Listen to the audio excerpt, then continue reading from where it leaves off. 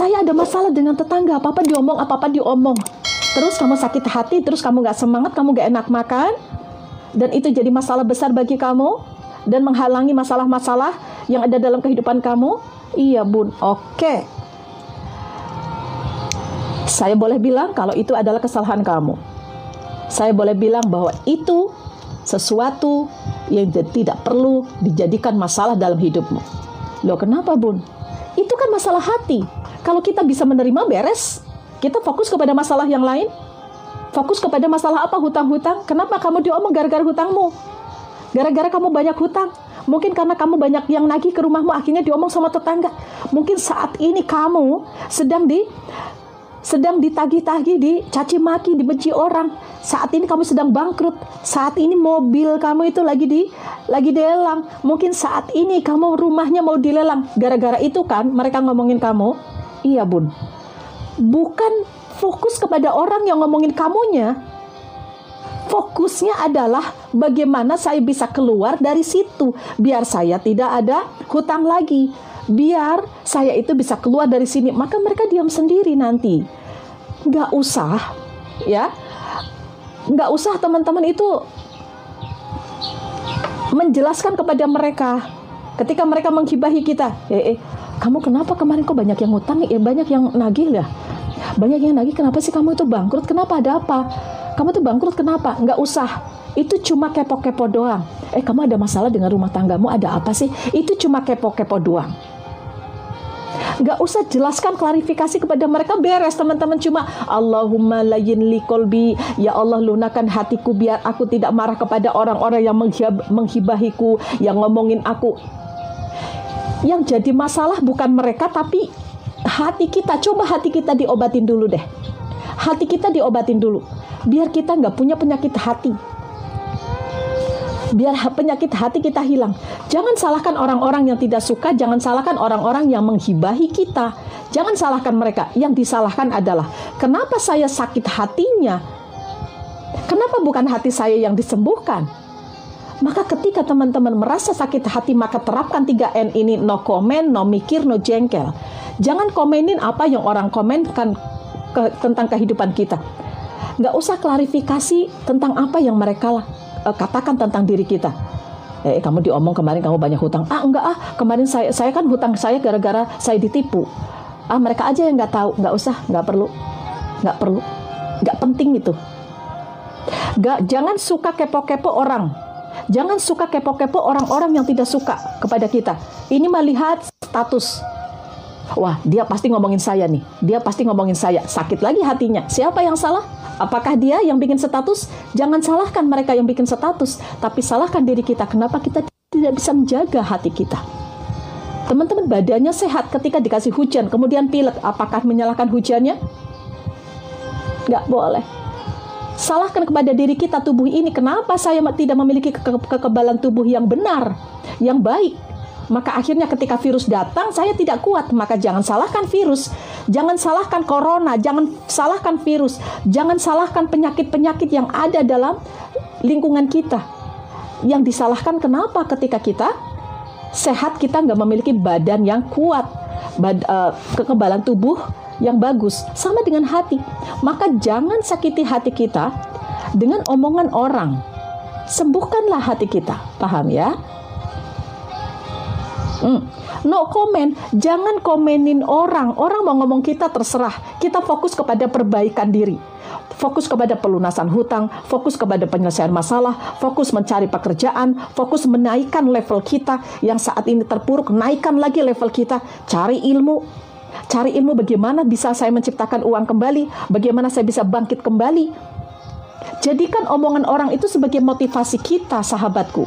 Ketika saya dulu terjatuh 3,8 miliar, saya tidak fokus kepada orang-orang yang meninggalkan saya. Sahabat yang dulu bersama-sama saya ketika saya masih memiliki mobil, masih sukses teman-teman, masih memiliki uang banyak. Saya masih banyak teman. Ketika saya terpuruk, teman meninggalkan saya tidak fokus kepada mereka. Mereka mau sama saya, silahkan kondisi saya gini. Kalau enggak ya sudah. Fokus kepada menaikkan level kita. Saya harus bangkit. Saya nggak bisa diginiin terus. Kasihan anak-anak saya. Anak-anak jadi motivasi. Nggak mungkin anak-anak saya itu jadi sasaran. Kalau saya punya hutang, kasihan anak-anak saya, maka jangan libatkan hutang teman-teman ke anak-anak, kasihan. Ini anak suruh bohong-bohongin. Kalau dipanggil, bu, ini ada yang nagih bu, bilangin nggak ada ya, jangan. Oke, fokus ya, fokus. Maka kebiasaan yang membuat orang itu susah merasa kaya, bahwa dia mengabaikan kesehatan, sehat badannya, tapi disakiti. Ya, maka no comment, no mikir, jangan pikirkan apa kata orang, pikirkan yang baik-baik saja. Ya, di sekitar kita itu banyak orang-orang yang berpikir negatif tentang kita, biarkan saja, abaikan, fokus kepada sesuatu yang positif. Anak-anak kita yang mendukung, doa orang tua yang selalu mendukung, itu aja fokus. Ya Allah, saya mau membahagiakan orang tuaku, saya mau membahagiakan anak-anakku. Di situ menjadi kekuatan, motivasi untuk kita. Maka saya harus sehat, badan saya harus sehat. Saya nggak mau susah tidur lagi gara-gara orang. No jengkel. Ya, yang ketiga adalah no jengkel. Jangan sakit hati ketika ada orang. Ya Allah, Engkau datangkan dalam kehidupanku saat ini tetanggaku nyakitin aku, ya Allah, atau teman-temanku ngomongin aku, ya Allah. Saya menerima keadaan ini. Allahumma layyin li qalbi, lunakan hatiku biar aku tidak marah kepadanya. Doakan kembali yang terbaik, bahagiakanlah kehidupan dia. Ampunilah dosa-dosanya, ya Allah. Terimalah amal ibadah mereka, lancarkanlah rezeki mereka. Jika saat ini mereka sedang dalam ujianmu, ya Allah, berilah kesabaran untuk mereka. Jika saat ini mereka sedang memiliki hutang, ya Allah, lunaskanlah hutang-hutang mereka.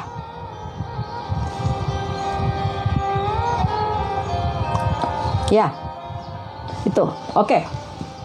Maka doa itu akan kembali kepada diri kita. Ingat ya, hukum timbal balik, law of attraction. Apa yang kita berikan kepada orang lain, doa-doa yang baik, kata-kata yang baik, pikiran yang baik, itu akan kembali kepada diri kita. Lanjut atau sudah? Lanjut ya. Oke. Kemudian yang kedua, kebiasaan-kebiasaan orang yang susah kaya. Ini yang saya lakukan dulu. Makanya saya susah sekali untuk bangkit pada waktu itu. Gampang ngutang, banyak hutang. Hutang ke bank 200 juta, saking saya itu bergantung kepada bank. Nanti tenanglah, barang saya udah habis, nanti saya ngambil lagi. Itu nggak sadar kalau kita itu sedang diuji sama Allah. Ditambah lagi hutangnya, ambisius terhadap kehidupan kita. Maka kita nggak akan pernah kaya-kaya. Banyak barangnya dulu saya, tapi hutangnya juga banyak. Teman-teman memiliki banyak sekarang mungkin produk-produk di rumah teman-teman. Nah, semoga saja itu tidak dari bank, karena itu riba dan akan dihancurkan sama Allah. Kenapa, teman-teman? Kebiasaan orang yang susah kaya dari hutang, karena kebanyakan saat ini hutang yang dimiliki adalah hutang riba, dan hutang riba itu bunga berbunga. Jadi kerjaan kita tok. Astagfirullahaladzim, itu apa? Herannya. Topi ini medeni temen kok, warnanya ireng-ireng. Astagfirullahaladzim. Astagfirullahaladzim. Teman-teman mohon maaf. Teman-teman mohon maaf ya. Mohon maaf teman-teman, kadang saya kaget, nggak apa-apa ya teman-teman, mohon maaf. Kadang saya kaget-kaget teman-teman. Jadi maklumi ya teman-teman, maklumi ya. Yang baru hadir mungkin, kenapa bunda? Ya itulah penyakit saya dulu teman-teman. Dulu latah, sekarang udah nggak latah teman-teman ya. Nggak latah tapi kaget. Nah itulah saya juga nggak paham teman-teman.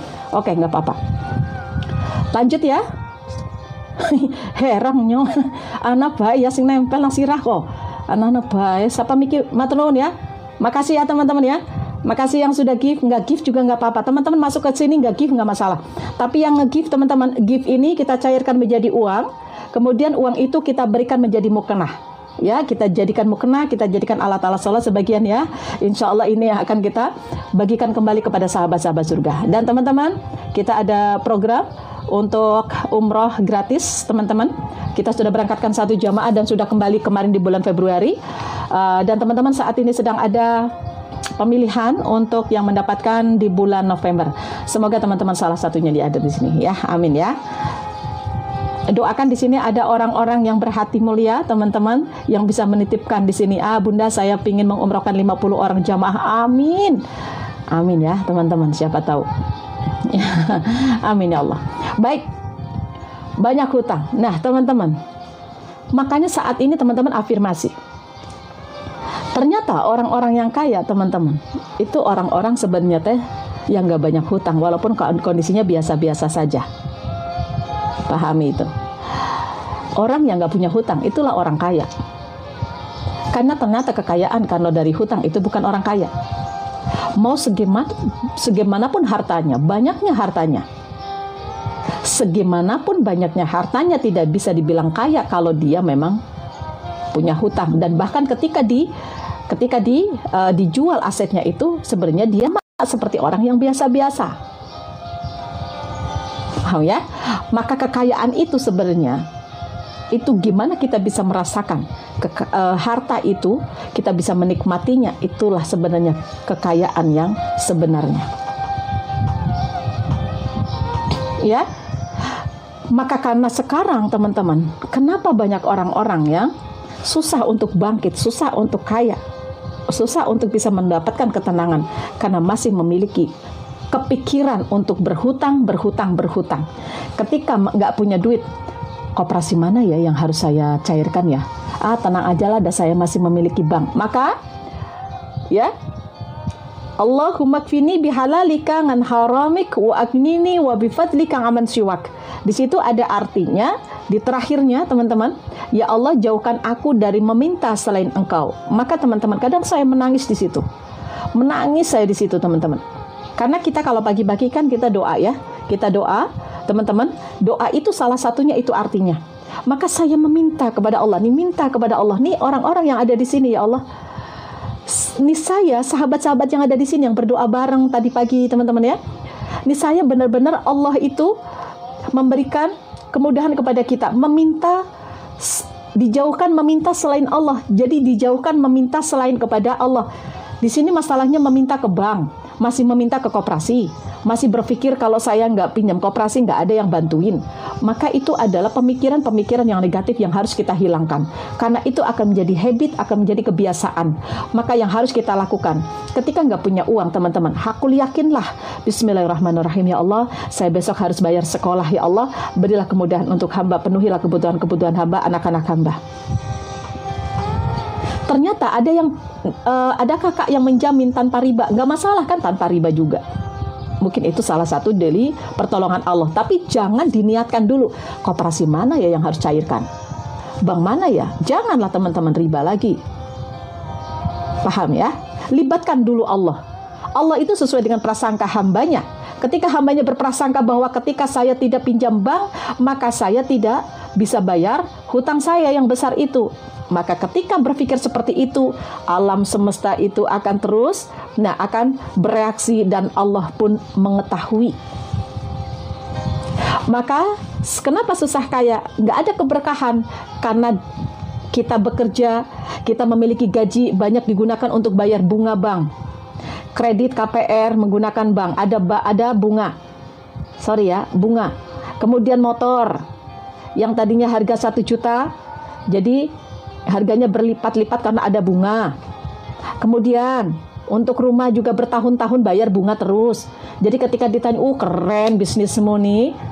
Iya, yang pentinglah buat bayar bunga, buat bayar cicilan kecukup lah. Kenapa sekarang itu kamu kok nggak pernah istirahat kalau hari Minggu biasanya libur? Ya kalau saya libur gimana besok saya cicilan. Nah, disitulah nggak ada ketenangan. Nggak ada ketenangan. Ya. Oke. Baik, lanjut. Yang ketiga teman-teman, kebiasaan orang-orang yang susah kaya. Karena apa? Dia mengabaikan pengeluaran yang kecil, tidak sadar dengan pengeluaran yang kecil. Saat ini teman-teman, banyak yang memaksakan keinginan padahal dia tidak mampu. Akhirnya terjadilah seperti ini. Keinginan dia punya mobil, punya DP 30 juta, punya uang segitu-gitunya 30 juta. Ngambil mobil sampai dia nggak punya tabungan. Betul? Benar nggak apa yang saya katakan? Orang memaksakan saat ini Kenapa dia ngredit? Karena dia nggak punya duit. Orang dia nggak punya duit, berani-beraninya untuk ngambil. Belum tahu ke depannya seperti apa. Nggak tahu nanti ada corona, nggak tahu nanti ada bisnis kita jatuh, nggak tahu nanti kita sakit, nggak tahu nanti kita kena PHK, nggak tahu. Benar nggak? Kebiasaan-kebiasaan itu yang membuat kita saat ini tertekan. Karena apa? Memenuhi keinginan-keinginan hidup kita. Melihat orang lain enak kayaknya kalau punya mobil ya, oh saya punya DP lah 30 juta, sekarang mah DP 2,5 juta aja udah bisa bawa motor, bisa bawa mobil. Artinya ketika kita kredit, kita nggak punya duit. Beda dengan orang yang kredit, tapi dia punya duit. Aman dia, hanya dia mengalihkan saja. Cuman kalau misalkan kredit, orang-orang yang punya duit kemudian kredit, dan dia tahu kalau itu riba, dia tidak akan mau riba. Karena apa? Riba itu dia menaikkan harga yang sebenarnya. Dan terlalu jauh, karena dengan bunga itu luar biasa. Bunga sekian persen bisa melebihi dari harga mobilnya kalau teman-teman itu tertunda pembayarannya. Kapan kita bisa kayak gini nih? Kaya. Kapan kita bisa tenang? Bukannya kekayaan itu kita bisa menikmati mobil yang kita beli, tapi ternyata ketika kita jalan mobilnya, teman-teman mau buat bayar pajak aja susah. Kemudian ketika mau mobilnya rusak aja kita kesusahan untuk bisa membayar pemeliharaan. Lebih baik teman-teman memiliki mobil yang banyak, memiliki sopir yang banyak, yaitu Grab. Gak usah dengan gaya saat ini. Kalau gak mampu gak usah. Gak usah. Benar, setuju gak sih? Punya uang 30 juta, DP-in mobil ya, seneng rasanya kalau punya mobil. Kalau udah punya mobil ngerasain seneng. Seneng kalau lagi pakainya, kalau lagi dilihat orang mungkin. Puas teman-teman. Karena tadinya gengsi nggak punya mobil, sekarang punya mobil, puas. Setelah itu, giliran bayar teman-teman, mikir sendiri. Orang itu yang memandang teman-teman itu nggak akan tahu, taunya seneng aja. Benar. Coba. Kredit itu riba, yang ada bunga, berbunga itu riba. Mulai saat ini udah. Baju nih. Kalau saat ini teman-teman itu nggak butuh banget. Butuh banget misalkan apa? Oh anak-anak misalkan sekolah kalau nggak ada baju ini, kasihan tuh sekolah, seragam sekolah. Ini mah lagi nggak ada uang utang pun ada. Baju udah ada kok cukup. Tapi karena ada model yang baru, 0% pun teman-teman dicari-cari. 0% kon bun. 0% kok bun. Bisa punya duit nggak? Nggak punya duit. Dipaksakan, itu namanya buat apa? Buat apa? Paham ya kata-kata saya. Jadi orang-orang tidak akan pernah bangkit. Sekarang makanya apa yang harus teman-teman lakukan? Sesuatu yang kira-kira nggak penting banget, jangan. Pangan seadanya aja. Kira-kira teman-teman punya uang misalkan 1 juta. Yang dulu ketika punya duit teman-teman makan di restoran atau apa, hilangkan keinginan-keinginan itu kembali. Jangan teman-teman yang dulu ketika teman-teman sukses diterapkan di saat ini. Maka pentingnya beradaptasi dengan keadaan saat ini dan saya mah kondisinya nggak kayak dulu. Saat ini mah saya mah nggak punya mobil, jadi saya harus beradaptasi. Kalau sekolah ya harus pakai Grab, atau kalau nggak pakai motor saya harus ngantarkan. Nggak usah ada rasa gengsi, biarkan saja itu berlalu. Nggak apa-apa kok. Ya, jangan dipaksakan. Ini mah dipaksakan 0%. Kena iklan 0%. Kemudian jatuh tempo tanggal 1 depan. Saat ini nggak punya duit. Dan nanti tanggal 30 bun, saya mah punya gaji. Oke, kamu punya gaji tanggal 30. Bayangkan kalau tanggal 30, tiba-tiba anak sakit. Yang buat bayar baju, yang 0% yang harusnya buat bayar, nggak ada. Akhirnya apa? 0% itu nggak jadi 0%, nambah bunga. Akhirnya apa? Riba lagi. Disitulah teman-teman. Kebiasaan-kebiasaan kayak gitu mulai saat ini. Ini saya ngalamin, makanya saya bilang jangan ikut-ikutan. Itu saya dulu sudah ngalamin. Makanya saya memiliki hutang 3 miliaran itu karena ini kebiasaan yang salah. Bentar-bentar kalau misalkan dagangan saya kurang, nanti saya mau up lagi ke bank. Kemudian ketika ada yang nawarin mobil nih, oh saya suka mobilnya, biarkan saya mah dagang, saya bisa untuk DP. Kalau saya cash kan sayang, daripada saya cash lebih baik saya gunakan untuk modal. Saya ambil lah itu. Itu artinya saya itu udah nggak aman. Lebih baik ketika teman-teman punya DP 30 juta, simpan itu di bank, simpan aja di bank. Simpan aja teman-teman. Tambah lagi dengan usaha, dengan gaji, biar nambah. Nanti kalau punya duit cash, beli. Kalau belum, jangan. 30 juta udah dihabiskan. Misalkan gajian bulan depan 5 juta. Saat ini teman-teman, ketika punya uang 30 juta, belum punya mobil, teman-teman aman, 30 juta disimpan di bank, memiliki gaji lagi masuk ke sini. Coba kalau teman-teman ambil 30 jutanya untuk DP, punya mobil, belum beli bensin, belum ada tagihan, gaji yang tadinya aman 5 juta, sekarang diambil untuk apa? Untuk pengeluaran, double pengeluarannya. Nanti kalau belum mobil rusak, belum bayar pajak, betul? Paham ya? Oke. Solusi keluar dari riba, tobat aja dulu, hindari, udah nggak usah riba lagi. Besok saya bahas kembali ya, insya Allah. Hal-hal yang kecil sadari. Anak-anak yang biasanya dulu ketika kita punya uang, beli baju yang mahal-mahal, yang sederhana aja lah. Jangan dipaksakan. Bener ya? Memiliki rumah, Bun. Kalau saya nggak KPR, saya nggak punya rumah pribadi. Emangnya teman-teman kalau KPR itu sudah milik pribadi gitu? 15 tahun atau 10 tahun? Emang itu udah milik pribadi? Apa bedanya dengan ngontrak saat ini? Maaf, teman-teman mau setuju dengan saya, terserah, enggak juga nggak apa-apa. Ini yang saya alami. Ketika saya kredit dan ada bunganya mahal jauh lebih tinggi. Dan nggak habis-habisnya.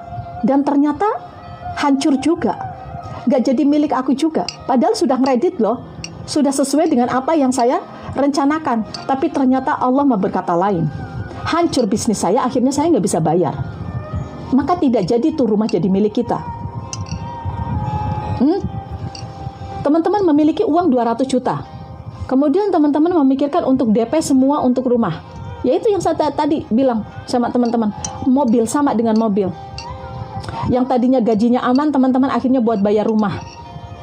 Tapi kan rumahnya Bun nanti milik kita. Ya kalau teman-teman sehat terus, bisa kerja terus. Kalau enggak, makanya ada rumah dilelang, ada rumah nggak bisa bayar. Karena apa? Karena kita nggak tahu bisnis kita jalan terus atau tidak. Kita lancar terus atau tidak. Kita bisa bayar atau tidak. Masalahnya ditambah dengan bunganya sudah besar. Udah sekarang mah lebih baik punya uang 200 juta, ngontrak aja dulu. Ngontrak berapa? 40 juta. 40 juta. Ngontrak 1 tahun.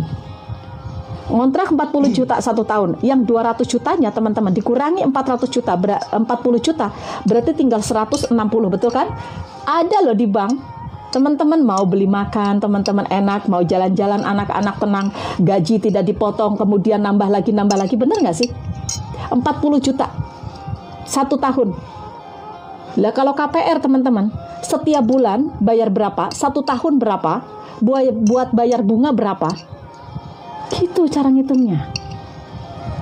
Biarkan aja teman-teman, nggak usah bingung-bingung. Orang yang kaya teman-teman di dunia itu ada yang masih ngontrak loh. Malah rumah-rumahnya itu digunakan untuk apa? Dikontrakin, dianya sendiri ngontrak. Karena saking sederhananya dia merasakan banyak kenikmatan di hidup dia itu ya kayak gitu. Oke ya. Kemudian yang keempat teman-teman, susah orang itu kaya. Yang keempat, sadari ini. Teman-teman sebentar, saya mau nanya. Materi saya masuk nggak ke teman-teman? Bisa nggak dimengerti? Bisa dimengerti nggak? Paham nggak? Menarik nggak kira-kira materi ini? Bisa dimengerti nggak? Bisa ya? Alhamdulillah. Baik, lanjut ya.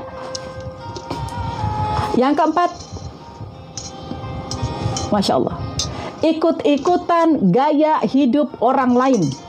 Nah, siapa sing kayaku? Aduh, bapak ke, aduh tetanggaku itu pak, itu kemarin arisan bajunya bagus bapak ke. Apa sih? Bagus pak, itu murah katanya. Emang murah berapa? 500.000. 500.000 murah? Iya pak, murah sekali aja seumur hidup pak, 500.000. Ya. Datang teman-teman ke arisan. Kemudian teman-teman di sana suruh apa? nanti pakai dress code-nya warna ini ya. Iya, kalau teman-teman bisa. Kalau nggak bisa, maka apakah teman-teman harus ada di sana? Tidak harus jauhi, putus silaturahmi tidak, tapi nggak usah ikut gaya. Kalau tidak bisa, jangan paksakan. Ya, jangan paksakan teman-teman kalau nggak bisa ikut gaya-gaya seperti itu. Harus apa? Pinjam-pinjam. Saya nanti harus ada seragam dan saya harus pinjam. Setiap mau hajatan beli. Setiap mau arisan beli. Apalah kayak gitu? Ayo, ada yang kayak gitu? Secara dunia nyata ada. Ya itulah kita ada di dunia nyata, teman-teman. Kalau di goib nggak tahu. Ya. Tapi saya punya pinjol, pusing lah. Pusing dibikin sendiri. Terus mau pusing-pusing terus. Ya terus gimana bun? Selesaikan. Ya cari gimana caranya? Cari jalannya. Gimana jalannya? Ikuti materinya. Ya. Insya Allah ya. Oke, bismillah. Bisa kok. Oke, apa teman-teman yang keempat? Ikut-ikutan gaya orang lain. Saya lihat tuh ada artis bagus itu bajunya. Murah, 57.000. 57.000. Berapa? 1 bulan 12 cicilan, mencicil. Oh, bapak tolonglah bayar kiana. Kelambi pak, apik pak. Apik. Udahlah sederhana aja lah mama. Aduh pak, pasti saya cantik banget kalau pakai itu pak. Sendalnya bagus banget, namanya engkrok. Engkroknya mahal. Engkrok, tahu engkrok? Harganya mahal kali teman-teman ya. Ya, hidup sederhana, nggak usah ikut-ikutan orang lain. Syukuri dengan apa yang teman-teman miliki. Tapi ketika teman-teman melihat orang lain, apa yang harus kita lihat dari orang lain? Ketika ada orang sukses, kita ingin tahu prosesnya. Itu yang harus kita contoh, hal-hal seperti itu. Bukan mencontoh sesuatu yang kira-kira membuat teman-teman jadi terengah-engah, menciptakan sesuatu yang membuat kita akhirnya nggak enak. Ya.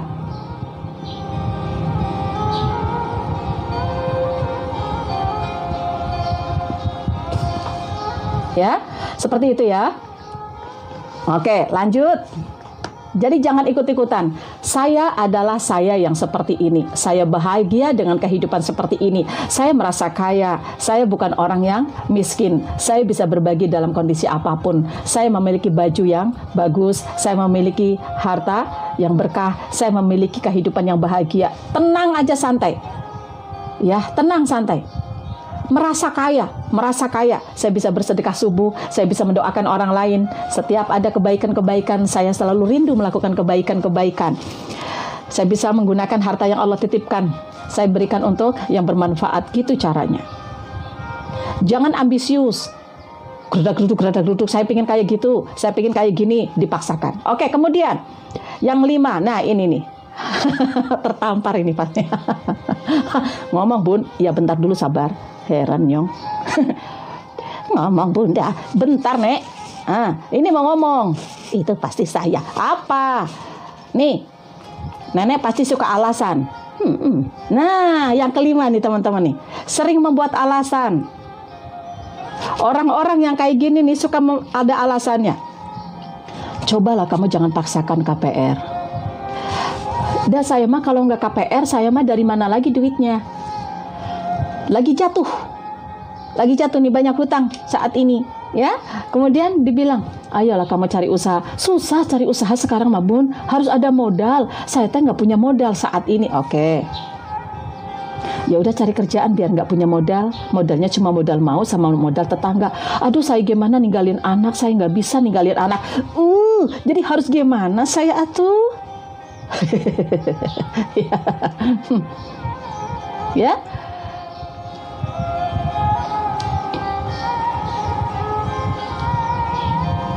Oke. Ya. Paham ya? Jadi jangan seperti itu, jangan banyak alasan, selalu banyak alasan. Contoh, ya udah kamu sholat tahajud deh, biar kamu lebih tenang ya. Aduh bun, susah banget bun, malam-malam ya Allah bun, kademen aku kalau bangun malam-malam bun. Sedekah subuh, lah bang buat makan aja susah kalau sedekah subuh. Kipriwe, boleh ngomong raka-raka nih bunda, heran yo, malah ngomelin. Gimana lah bunda, ini buat sedekah subuh gimana? Orang saya buat makan aja susah bunda. Banyak alasan. Siapa yang kayak gitu? Enggak sekarang ya. Enggak ada alasan. Enggak ada alasan orang-orang yang mau bangkit. Enggak ada alasan orang-orang yang mau seperti ini. Mau kaya teman-teman, mau bangkit, mau merasa tenang, merasa kaya teman-teman. Maka tidak ada alasan. Ikhtiar teman-teman lakukan. Ikhtiar. Maka scripting 369 yang akan saya berikan kepada teman-teman sebentar lagi. Ya, lakukan, tidak ada alasan. Bunda saya ngantuk pula. Nulis paling juga 5 menit. Buku syukur udah ditulis belum? Aduh bun, saya sibuk bun. Aduh pegel-pegel bun, itu kakinya habis dari pasar boro-boro nulis buku syukur. Entar dulu. Kamu tuh kalau pagi-pagi ke pasar buat ngapain? Ya ikhtiar, minta rezeki sama siapa? Sama Allah. Capek-capek kayak gitu orang bilang sama Allah, ya Allah terima kasih ya Allah, hari ini saya dagangan lancar, alhamdulillah ya Allah, saat ini saya bisa berdagang ke pasar, nanti ditambahkan rezekinya ya Allah, ditambah nikmatnya. Susah kali mau ditambahkan nikmatnya sama Allah, banyak alasan ya, jangan sampai banyak alasan ya.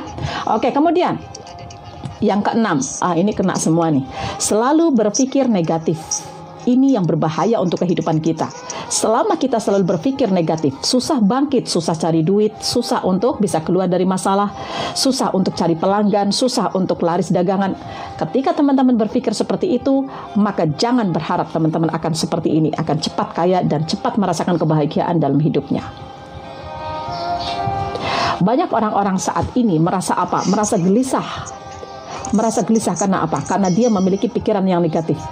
Pikiran yang negatif itu salah satunya yaitu kita suka mengeluh. Ya Allah ternyata susah ya cari duit, enggak juga tuh. Kalau kita yakin. Ya Allah ternyata susah ya Allah untuk bangkit, enggak juga tuh. Kalau kita yakin. Bunda gampang ya nyari duit. Saya mah pokoknya mau dikasih duit sama Allah aja berapapun, pokoknya saya bahagia. Enggak ada nilainya teman-teman merasa bahagia ketika memiliki uang segini, belum tentu. Ada orang yang memiliki uang miliaran, dia nggak bahagia juga. Maaf, banyak juga. Ya, jadi jangan itu sebagai standar kebahagiaan kita. Berapa nominal uang yang kita miliki? Ketika teman-teman itu nggak bersyukur. Ya, oke. Kemudian apa tadi ya nyuklalen ya? Ya, jadi teman-teman jangan berpikir negatif. Susah ya cari duit ya. Oh, maka susahlah hanya untuk kamu. Tapi bagi orang-orang yang merasa bahwa dia dimanapun berada, dia selalu dikejar duit, mau 1.000, 2.000, 3.000, 4.000, 5.000 setiap detik masuk ke rekeningku, ke tabunganku, dia happy. Dia happy. Kemudian dia bilang, kalau saya nggak punya hutang, saya nggak semangat kerja. Stop pikiran kayak gitu. Stop pikiran kayak gitu. Itu sama aja teman-teman itu membuka masalah. Hidup lebih sengsara. Nggak akan tenang-tenangnya hidup. Maka orang-orang yang tidak memiliki hutang lah, ini sebenarnya orang-orang yang kaya. Ya, orang-orang yang kaya dia merasa nyaman, nggak ada tekanan dalam hidup. Malam tidurnya tenang, ibadah, bisa berkurban kapanpun teman-teman ya, bisa umroh kapanpun, teman-teman bisa ngumpul-ngumpulin uang tanpa harus bayar bunga bank. Enak nggak teman-teman? Mau kayak gitu? Afirmasi yuk, sekarang yuk afirmasi yuk. Alhamdulillah ya Allah saya lunas hutang. Alhamdulillah ya Allah sisa hidupku tanpa hutang kembali. Alhamdulillah saya bahagia tanpa hutang. Yuk afirmasi yuk semua. Kalau enggak teman-teman enggak harus komentar, teman-teman dalam hati ya. Dalam hati teman-teman. Alhamdulillah ya Allah, saya bahagia tanpa hutang kembali. Alhamdulillah ya Allah, mulai saat ini nanti dan seterusnya hidup saya tidak memiliki hutang kembali. Karena hutang teman-teman akan dipertanggungjawabkan di akhirat teman-teman ya.